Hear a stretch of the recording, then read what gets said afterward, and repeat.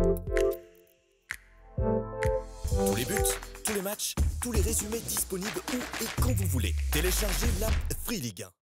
On peut donc passer au discours des remerciements, parce que c'est un peu comme les Oscars. C'est vrai. Donc si tu devais On va pas mettre de remercier claques les cette gens- fois-ci. Hein. Non. Faire attention. Je Faut faire te attention. promets, Non, je non. ne parlerai pas de ta femme, je ne dirai rien.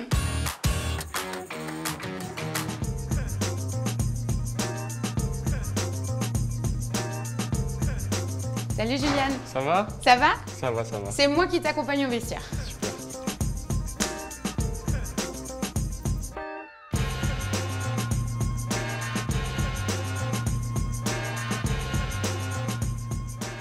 Juliane Biancone, tu as 22 ans, tu es défenseur de l'Estac.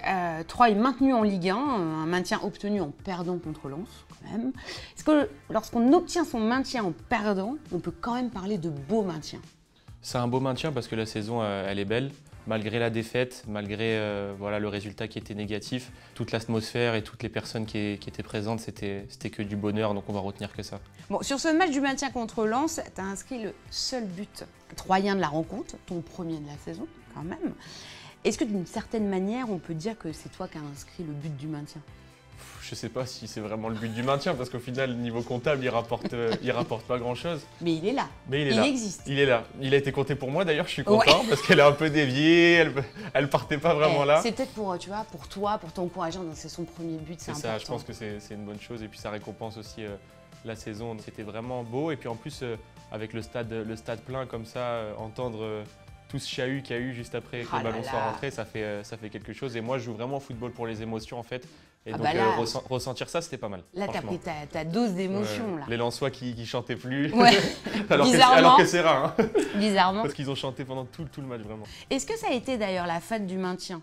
Est-ce que Adil Rami a fait péter des extincteurs? Est-ce qu'il a fait n'importe quoi? Non, il a été soft, voilà, il est plus avec les extincteurs, je crois qu'il a changé un peu de manière de fêter les choses.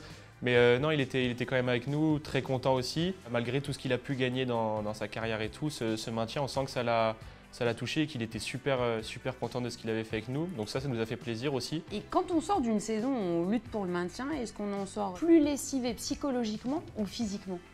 Franchement, psychologiquement, ça a été dur. Moi, j'ai une petite anecdote, c'est après le match au parc. Donc on va chercher ce match nul. Et à la fin du match, je réalise, le maintien, il est quasiment fait.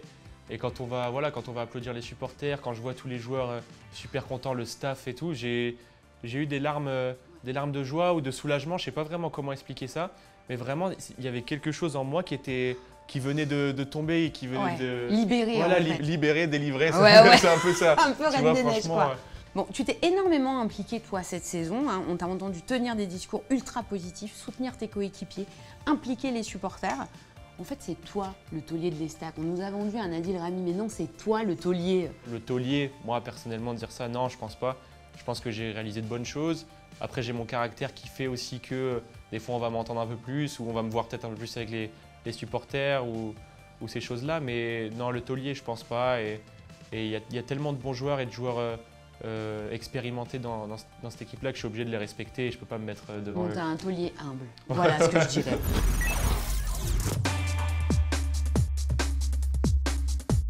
T'es né à Fréjus. C'est ça, Donc, si mes informations sont bonnes, Fréjus, c'est dans le sud de la France. C'est Dans le pas Var. loin de Nice. c'est ça. Pourtant, tu débarques au centre de formation de Monaco. C'était le club qui te faisait rêver? T'étais supporter monégasque? On va dire que quand j'étais tout petit, j'étais pas vraiment supporter monégasque. C'était ma grand-mère qui adorait Monaco. Et moi, je préférais un peu plus Marseille.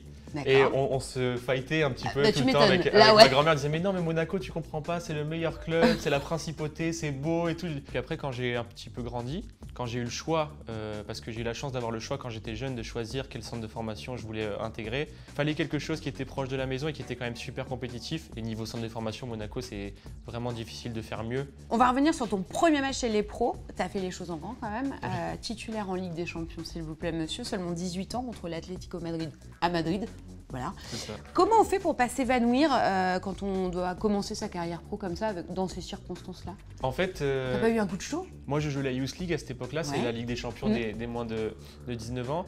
Donc le coach Henri était venu voir Frédéric Barrellaro, notre coach de l'époque, en lui disant qu'il avait des problèmes avec énormément de blessés. Il a parlé de moi, il a dit oui, écoute tu peux y aller, à droite tu peux lui faire confiance, il est performant en ce moment et Thierry Henry, sans hésiter, a dit allez go. Et il y a ce fameux repas du midi avant le match où j'ai le coach des gardiens qui vient me voir et qui me demande sur les coups de pied arrêtés si je préfère être au marquage, si je préfère être en zone, si je préfère être à la trajectoire. Et je lui dis ce que je préfère et là je me dis ah ouh, Je m'engage un peu là. C'est bizarre qu'il vienne me demander ça s'il veut juste me mettre sur le banc, tu vois. Et j'appelle mon père, ma mère, et je leur ai dit écoutez, il faut vraiment que vous veniez. Je sais pas pourquoi, je sens que je vais jouer. Mais mon père, il me regarde, il me dit mais t'es pas malade. Déjà, t'es là. Et c'est mon frère à Miami qui leur dit non, mais faut y aller, il n'y a pas de je sais pas quoi. Et lui, il avait, je crois que c'est 6 ou 7 heures d'avion de Miami-Madrid. Il a pris un avion Miami-Madrid, il est arrivé avant le match. Mes parents sont venus aussi directement. Ils ont fait Nice-Madrid. Ils ont dit non, on veut pas rater ça, t'as raison, faut qu'on soit là et tout. Et ça m'a fait du bien en fait. Alors après, quand même, défaite 3-0. 2-0.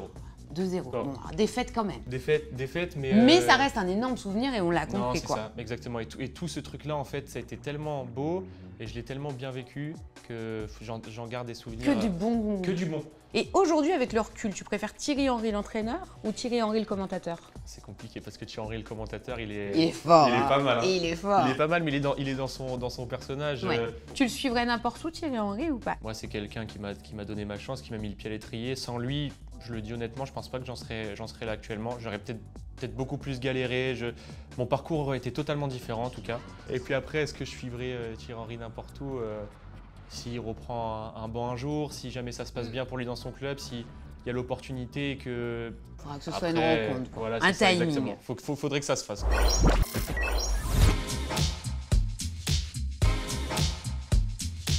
Cette saison à 3, c'est ta première saison complète en Ligue 1. En début de saison, tu as dit que ton objectif personnel était de découvrir la Ligue 1 et bien la découvrir.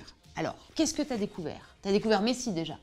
J'ai découvert Messi il y a 2 semaines, donc il fallait faire toute la Ligue 1 avant, oui, c'est sûr. Du coup, tu as bien découvert toute la saison. C'est sûr que ça compte.